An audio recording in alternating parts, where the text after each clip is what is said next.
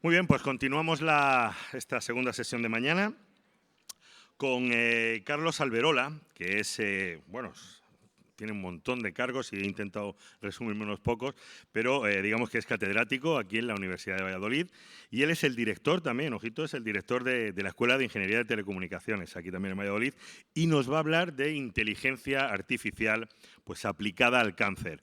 Un fuerte aplauso para Carlos. Muy bien, muchas gracias. Muy amable. Hola, muy buenos días. Es un placer estar aquí. Cuando me encargaron dar una charla en este foro tan distinguido, por algún motivo recordé a Don Mendo y a su venganza. No sé si probablemente los mayores del lugar sabrán a qué me estoy refiriendo. Y en un momento de la obra, Don Mendo propone a Magdalena jugar a las 7:30 y tiene que explicarle que el juego de las 7:30 es un juego de cartas. Y una vez que se lo ha explicado, dice, y es un juego vil, tengo que una chuleta porque no me acuerdo del pasaje concreto, y un juego vil que no hay que jugarlo a ciegas, pues juegas 100 veces 1000 y de las 1000 ves febril que te pasas o no llegas. Y ese es justo el problema que yo tuve cuando me encargaron esto, que es o me paso o no llego. Pues no lo sé, voy a intentar hacerlo lo mejor que pueda y espero amenizarles un poquito en relación con esta temática. Si me paso, si no llego, perdónenme, no ha sido mi intención. Bueno, pues el índice de la presentación es el que tienen en pantalla. Voy a explicar un poquito, aprovechando que soy el director de la Escuela de Ingenieros de Telecomunicación de esta universidad, de la de Valladolid, pues voy a explicar un poquito qué es lo que hace un teleco metido en estas cosas. ¿Qué cosas? Pues las que tienen que ver con la resonancia magnética, la inteligencia artificial y sus posibles aplicaciones al seguimiento del cáncer. Bueno, voy a intentar transmitirles mi producto, es decir, que un ingeniero de telecomunicaciones es un ingeniero versátil que vale pues, para un roto y para un descosido. Luego, voy a intentar transmitirles, en relación ya con la resonancia magnética, cómo se debe sentir un paciente que tenga que hacerse una resonancia. Supongo que algunas personas de las que están aquí habrán pasado por ese trance. Los que no, voy a intentar transmitirlo. Bueno, voy a hablar un poquito de inteligencia artificial. Voy a intentar transmitirle, como catedrático que soy, voy a intentar explicarles los fundamentos de una forma, espero que sencilla, ahí en el equilibrio de si me paso, si no llego. Sí que quiero transmitirles qué es lo que ha cambiado últimamente de los esquemas tradicionales de hace 40 años de aprendizaje automático, qué es lo que ha cambiado últimamente y por qué se habla ahora mucho de inteligencia artificial. Y luego pasaremos a lo del cáncer. ¿Qué podemos hacer con estas tecnologías, con la resonancia y con la inteligencia artificial en relación con el cáncer? Nosotros hemos hecho una partecita, por supuesto se puede hacer muchísimo más, pero bueno, les voy a intentar transmitir nuestra pequeña y humilde contribución. Y luego voy a intentar transmitirle lo que en inglés llaman los take-home messages, es decir, qué mensaje se podrían llevar a casa, qué quiero que se lleven a casa de lo que les voy a contar. Empiezo con mi producto. ¿Qué hace un teleco metido en esto? Bueno, tienen en pantalla, es una imagen que no se ve muy bien, esta es una captura de un blog cuya URL tienen ahí, pero eso es el espectro electromagnético, es decir, donde están todas las frecuencias de la radiación electromagnética, y tienen en la zona de la izquierda, digamos, las radiaciones inocuas y en la zona más de la derecha, las radiaciones ionizantes, las que producen efectos conocidos sobre el cuerpo humano.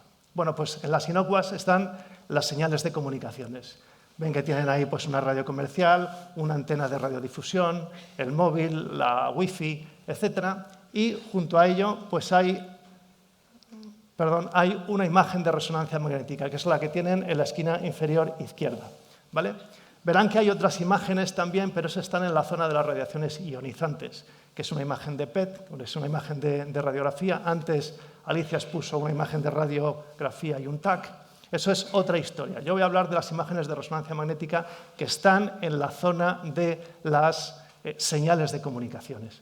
Por tanto, un aparato de resonancia magnética es un aparato que trabaja en la banda de las radiocomunicaciones, donde los ingenieros de telecomunicación pues estamos ahí habitualmente metidos. Bueno, el aparato de resonancia magnética tiene un tubo, que es el que ven allí, y en ese tubo es introducido el paciente. Ese tubo lo que hace es generar básicamente un campo magnético muy intenso. Y las radiocomunicaciones, ¿dónde entran? Pues entran, en primer lugar, iluminando al paciente. Cuando digo iluminar, es que la radiación electromagnética es como una luz no visible. No quiero emplear el término radiación porque parece como que nos da cosa, ¿no?, cuando hablamos de radiación. Bueno, radiación electromagnética simplemente es una luz que no vemos porque no está en la banda del visible, pero no es más que una luz. Bueno, pues entonces esa radiación electromagnética ilumina al paciente, excita los tejidos del paciente, que a su vez generan una señal también de radiocomunicaciones, y esa señal de radiocomunicaciones es captada por la antena o por las antenas que ven en torno a la paciente. Esa suerte de casco que ven en la paciente con unas barritas, pues dentro de esas barritas están las antenas, que son las encargadas de, bueno, excitar la zona anatómica que se quiere observar y de recibir la señal que es producida por el tejido. Por tanto, como digo, es un sistema enormemente relacionado con las radiocomunicaciones. Como se puede imaginar, tiene una enorme electrónica, tiene grandes sistemas electrónicos, que es otra de las especialidades de la escuela, y por supuesto ese aparato está unido a la red de comunicaciones para poderse conectar con el PACS hospitalario para que las imágenes que se obtienen pues, pasen directamente a los sistemas de información hospitalaria y puedan llegar a ser observadas e informadas por los radiólogos.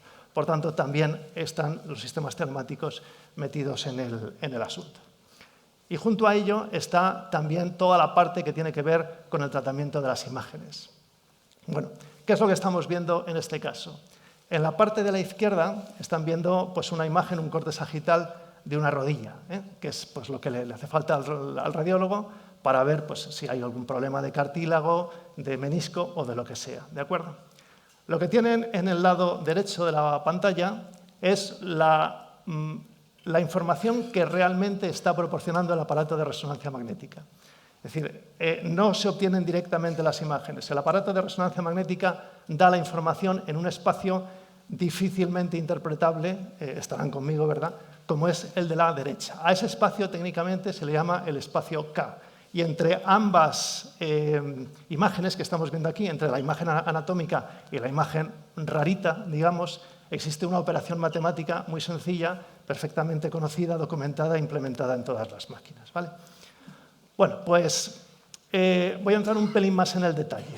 La señal que mide el aparato de resonancia magnética es una señal, como decía, de radio, y cuando sintonizamos el aparato de radio a la frecuencia central de la señal, conseguimos demodularla, es decir, conseguimos poder interpretarla, y diferentes puntos de esa señal que hemos obtenido al medir con nuestro aparato van poblando el espacio K al que me refería antes. Entonces van llegando los diferentes puntos, ¿de acuerdo? Entonces concluimos una primera línea del espacio K y a continuación nos movemos un poco y vamos a la segunda línea del espacio K. La lectura de las líneas en el sentido horizontal se hace muy rápidamente, es un procedimiento prácticamente instantáneo, pero la lectura en sentido vertical ya requiere de un poquito de más de tiempo porque, bueno, pues hay que hacer una serie de cosas para conseguir pasar de un punto a otro, de una línea a otra. Y eso lleva tiempo.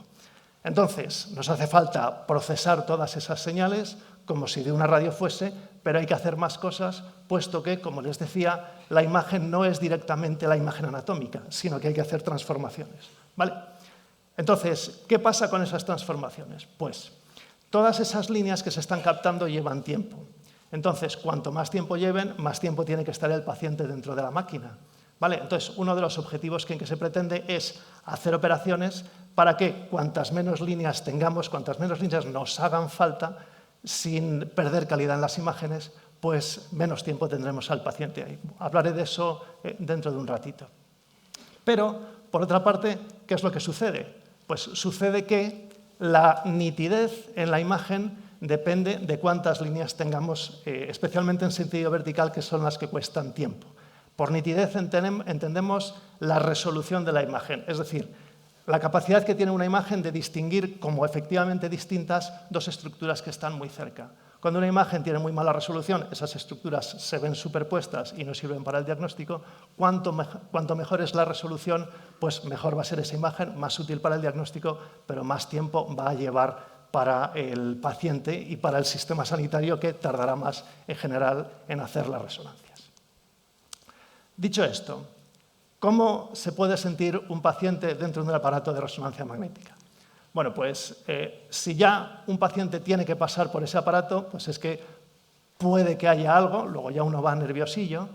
Luego, por otra parte, van a meterle en un tubo y, si es una resonancia de la zona de la cabeza, van a ponerle un casco. Si es una resonancia, por ejemplo, de la zona del corazón, le van a poner encima unas antenas y va a tener que estar durante unos instantes sin respirar, etc. Es decir, que es una prueba que tiene su aquel. Pero es que el procedimiento concreto para obtener las imágenes es lo que se denomina un protocolo, que es lo que tienen ahí a la derecha. Y ese protocolo está formado por varias secuencias. Cada una de las secuencias proporciona un tipo de imagen con un tipo de contraste. Entonces, hacen falta múltiples secuencias para tener diferentes contrastes porque las patologías se ven mejor según qué patología con un tipo de contraste o con otro. Por eso es habitual lanzar múltiples secuencias para tener una imagen, como se llama en el argot, multiparamétrica y que eso permita hacer un diagnóstico certero. Pero claro, cada secuencia lleva su tiempo. Y además, hacen ruido. Entonces, ese es el ruido correspondiente a la primera secuencia, solamente son 14 segundos. Pero son 14 segundos en la presentación, en la realidad duran bastante más.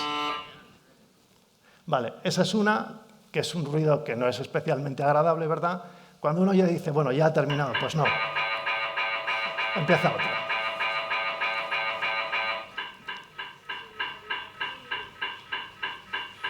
Seguimos. 14 segundos, no les quiero aburrir con más. Bueno, ¿y ya prácticamente hemos terminado? Pues no, nos queda una tercera. ¿De acuerdo? Bueno, pues estaban conmigo que un poco estresados por el hecho de que a lo mejor tengo algo. Con el casco, metido en un tubo, que apenas me puedo ver los pies y sacudiéndome de la marinera, pues no es el sitio más agradable, ¿verdad? Entonces, ¿cuáles son los objetivos? Mis objetivos y los objetivos de las personas que trabajan en el mundo tecnológico de la resonancia magnética. Pues, en primer lugar, conseguir que las secuencias sean lo más cortas posible. Como les dije, hay que rellenar el espacio K, eso significa múltiples líneas. Entonces, claro, podríamos acortar esas líneas, pero si las acortamos arbitrariamente, pues vamos a tener unas imágenes muy malas. La gracia está en conseguir poca captación, pero mucha calidad en la imagen, que son conceptos contrapuestos. Y luego, por otra parte, el segundo punto, y es de los que voy a hablar ahora fundamentalmente, se trata de conseguir protocolos cada vez más cortos. Les recuerdo que protocolo significa conjunto de secuencias. Bueno, pues ¿cómo podemos conseguir esos protocolos cada vez más cortos? Aparte de acortando las secuencias, intentando que en vez de 3, 4, 5 secuencias haya solamente 2, y si consigo, mediante algún procedimiento, en concreto, mediante inteligencia artificial, a partir de solamente 2 imágenes adquiridas, generar las otras, con calidad diagnóstica, pues entonces conseguiré, primero, que el paciente esté lo más cómodo posible o lo menos incómodo posible, porque lo vamos a tener dentro de la máquina lo menos posible, y segundo, que el sistema sanitario tenga pues, el coste más efectivo. ¿De acuerdo? Pues eso es un poco el objetivo de la charla. Vamos a hablar un poquito de inteligencia artificial. Voy a entrar un pelín en el detalle. Tenía esto preparado desde hace unos días, pero ayer fui con mi mujer al supermercado. Entonces, entramos, compramos, salimos y el parking pues, nos leyó automáticamente nuestra matrícula, nos abrió y nos fuimos. Tal vez ese habría sido un buen ejemplo para poner de inteligencia artificial o de procesado automático de las imágenes. Pero tenía este preparado que bueno, pues es un problema ficticio que me he inventado yo en una planta de procesar pescado, pues queremos distinguir lubinas que he puesto doradas, ¿vale? Bueno, pues entonces, ¿cuál es el procesado que se hace habitualmente? El de las matrículas de los coches en el supermercado. Bueno, se captan los datos, es decir, las lubinas y las doradas van pasando por la cinta, se les hace una foto y yo con esa foto hago como dice ahí, un preprocesado, es decir, intento homogeneizar los colores y demás. Y luego extraigo yo, o el programa que ha hecho un ingeniero, pues extraigo lo que llamamos las características. Voy a poner un ejemplo de 2 características. Pensemos que podemos perimetrar el pescado y entonces podemos medir el ancho y el alto. Entonces, una de las características, lo que llamo ahí V1, es el largo partido por el ancho, ¿vale? Lo podríamos llamar a eso una suerte de relación de aspecto del pez. Entonces, esa es una característica que pensamos que nos puede ayudar a distinguir las lubinas de las doradas. Y otra pone ahí como color promedio. Me cojo todos los valores de color del pez, los promedio y eso me da un número. Pues tengamos confianza de que el color promedio también nos va a permitir distinguir las lubinas de las doradas. Nuestro objetivo es, ya digo, que las lubinas se vayan por aquí y las doradas por aquí, seleccionando mediante un sistema automático quién es una y quién es la otra. Bueno, si hemos conseguido hacer eso con unas características elegidas por nosotros, pues nuestro problema se reduce a que pongo yo unos ejes, pongo un plano, en vertical está la característica V1, en horizontal la característica V2, y los peces pasan a ser un punto en ese plano, porque tendrán un valor de V1 y un valor de V2. Si V1 y V2 los hemos seleccionado oportunamente, pues las doradas estarán en una zona del plano y las lubinas estarán en la otra zona del plano. Los he puesto como aspas azules y como estrellas rojas. Pero claro, en un problema real no está todo tan separado. Las nubes están un poquito juntas. ¿De acuerdo? Entonces, la inteligencia artificial lo que trata, y con esto pretendo desmitificarlo un poquito, es encontrar la función que distinga quién es quién. Es decir, intentar encontrar una función que diga a la izquierda o más abajo de esa línea están las doradas y por encima están las lubinas. Pero seguro que alguna nos queda mal clasificada, porque estos sistemas no son perfectos. Entonces, ¿en qué consiste la inteligencia artificial? Pues consiste en, yendo de izquierda a la derecha en el gráfico, consiste en, a partir de una base de datos que tengamos nosotros de peces, donde cada foto de pez va a tener su etiqueta, porque es una base de datos que tenemos nosotros para entrenar nuestro sistema y una vez entrenado nuestro sistema ya lo ponemos en funcionamiento en la planta de procesado del pescado. Bueno, pues para entrenar nuestro sistema tendremos un conjunto de imágenes acompañada cada imagen de una etiqueta, diciendo esta imagen es lubina, esta imagen es dorada, esta imagen es lubina, etc. ¿Vale? Vamos a intentar aprender los parámetros del clasificador, que es esa curva que les mostraba antes, se podrá parametrizar de alguna manera. Es decir, habrá un parámetro que diga que la curva está más aquí o más aquí y otro que diga que la curva está más abierta o más cerrada. ¿De acuerdo? Todo eso serán parámetros, serán números que podemos nosotros aprender. ¿Vale? Bueno, pues el sistema de inteligencia artificial, a partir de un conjunto de imágenes etiquetadas, nos va a dar una salida que va a ser o lubina o dorada. Si comparamos esa salida con la etiqueta que tenemos nosotros, eso nos va a dar una función de error. Y ese error lo realimentamos al clasificador para corregir los parámetros que hagan que ese error sea cada vez más pequeño.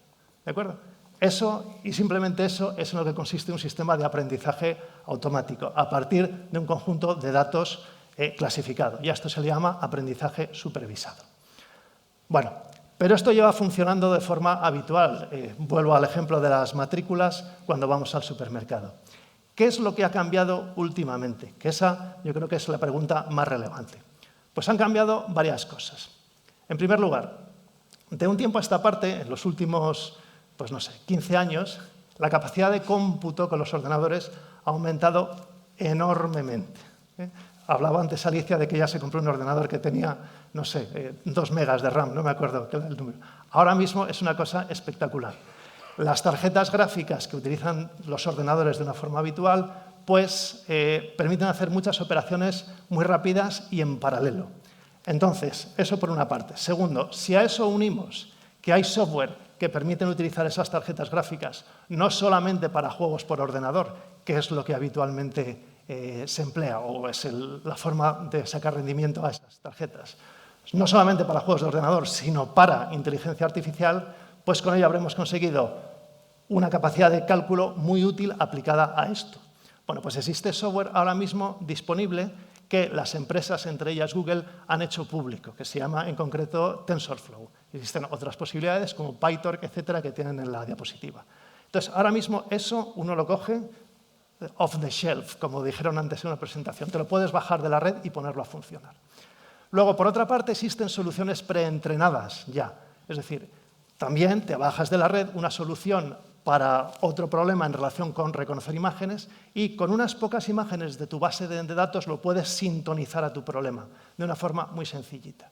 Y luego, la última cuestión que ha cambiado también es que se han popularizado las bases de datos abiertas. En particular, la Unión Europea tiene una política de bases de datos abiertas, ¿de acuerdo?, para que pueda haber intercambio de esas imágenes o de esos datos en general entre investigadores. Es lo que llamaríamos la ciencia abierta. Bueno, entonces, del esquema anterior, que es un esquema clásico, insisto, el tema de las matrículas, podemos pasar a lo que hemos hecho nosotros para mejorar esos protocolos haciéndolos cada vez más cortos. ¿Qué es lo que introducimos? Introducimos un protocolo. Un protocolo, ahí ven 4 imágenes, esto es lo que llamaríamos multiparamétrico, como ven son diferentes contrastes. Vale, pero claro, de esas 4 imágenes que captamos para crear nuestra base de datos, solamente vamos a introducir 2 a nuestro sistema. Nuestro sistema, en vez de ser una rayita tan sencilla como era antes, ahora que tenemos capacidad de cómputo, vamos a poder generar pues algo mucho más complicado, que tenga muchos más parámetros libres que nos permita aproximar esa función. Bueno, pues introducimos solo 2 imágenes de partida y las otras 2 son las imágenes objetivo, las que le decimos al generador de imágenes. Oye, a partir de esas 2 imágenes de entrada, genérame las 2 de salida que yo quiero. Eso generará un error, lo realimentaré, me permitirá ir actualizando esos parámetros para que cada vez haya menos error, etcétera, etcétera, etcétera. ¿Vale? Bueno, pues haciendo esto, tienen en la fila inferior unas imágenes realmente captadas y en la fila superior tienen unas imágenes sintéticas. Han sido sintetizadas por nosotros. Es un trabajo publicado en el año 2021. Dirán, no sé lo que ven, pero yo diría que son casi indistinguibles. Cuando digo casi, me refiero a que las que hemos introducido en el sistema son de las que están abajo las 2 de la izquierda. Y las que están arriba son todas las sintéticas. Las 2 de la izquierda se sintetizan mejor porque son el tipo de imágenes con las que hemos entrenado. Y las otras 3, que nuestro esquema no las ha visto en ningún momento, se sintetizan bastante bien, pero si se fijan en el detalle fino, tienen alguna cosita que es inevitable, pero es que nuestro sistema no las ha visto en absoluto, ¿vale? Entonces, con eso conseguimos imágenes que, sin haber sido vistas por el esquema, dan prácticamente el resultado que buscamos. ¿Qué podemos hacer para ayudar con el cáncer? Pues dijimos, a ver, ¿podemos generar imágenes de pacientes que tengan tumores? Pues este es el ejemplo. Las de abajo se han adquirido y las de arriba se han sintetizado. Luego son prácticamente indistinguibles. Y entonces, en concreto, ¿qué es lo que hemos hecho nosotros? Pues a ver, estamos juzgando parecido visual. Podemos juzgar parecido cuantitativo, es decir, nos podemos imaginar figuras o parámetros que digan si esa imagen está bien o está mal. Pero lo que es importantísimo es saber si esas imágenes tienen valor diagnóstico. Muy brevemente, ven ahí un gráfico con 3 tramas. Una trama pues como amarillita, una azul y una naranja muy suave. La de arriba es un sistema de predicción de la supervivencia de pacientes con tumores, que eso lo cogimos de una de esas que está disponible por ahí, ¿de acuerdo? Y se entrenó con 4 imágenes y dio lugar a un determinado resultado, ¿de acuerdo? Bueno, la de abajo es repetir eso mismo, pero en vez de con 4 imágenes, con 3. Y dio otro resultado peor que el de arriba, porque solamente tenía 3 imágenes para entrenar. Bueno, lo que hicimos nosotros es lo del medio. Y lo del medio es entrenar un sistema con 3 imágenes reales, pero con una sintética. Y entrenamos y vimos su resultado. Pues su resultado era prácticamente igual al de arriba. Es decir, y por supuesto mucho mejor que el de abajo. Entonces, conseguimos ver que con menos imágenes generadas y alguna imagen sintética, sin que el paciente tuviese que sufrir ese tiempo de adquisición, conseguíamos unas prestaciones equivalentes a las de que las 4 imágenes fuesen realmente adquiridas. Termino. Mensaje para llevarse a casa. Este caballero, que se llama Sunil Gupta, predijo, como en el año 2016, creo recordar, lo que ven, que pronto no hará falta radiólogos porque hay programas informáticos capaces de hacer una lectura, etcétera, etcétera, etcétera. Bueno, yo no estoy hablando de eso. De lo que yo estoy hablando es que podemos generar ayudas al diagnóstico. Y ese matiz es fundamental. Ayuda significa que el diagnóstico, por supuesto, es el que tiene control del asunto. Pero lo que podemos hacer con la inteligencia artificial es, por ejemplo, si tenemos muchas radiografías para diagnosticar, perfectamente podemos priorizar unas radiografías con respecto a otro para que el radiólogo se fije más en unas que en otras, ¿vale? Nadie habla, por supuesto, de sustituir a una profesión. De lo que estamos hablando es de intentar eliminar tareas rutinarias. La pregunta es evidente, ¿se pondría usted en manos exclusivas de una máquina? Eso cada uno puede responder en función de sus... Lo que sí que es fundamental es que la inteligencia artificial sea explicable. Es decir, ahora mismo, tal y como están las cosas, entrenamos un cacharro que funciona, pero no sabemos muy bien exactamente por qué dice lo que dice. Pues la investigación ahora mismo está yendo muy en la línea de explicar eso. Y recuerdo, lo que hemos intentado nosotros con esta contribución ha sido conseguir que los diagnósticos sean tan certeros como son con las imágenes de verdad, pero sin tener al paciente tanto tiempo en la máquina, en ese entorno, en fin, desagradable como hemos visto que es. Ha sido un placer. Muchísimas gracias.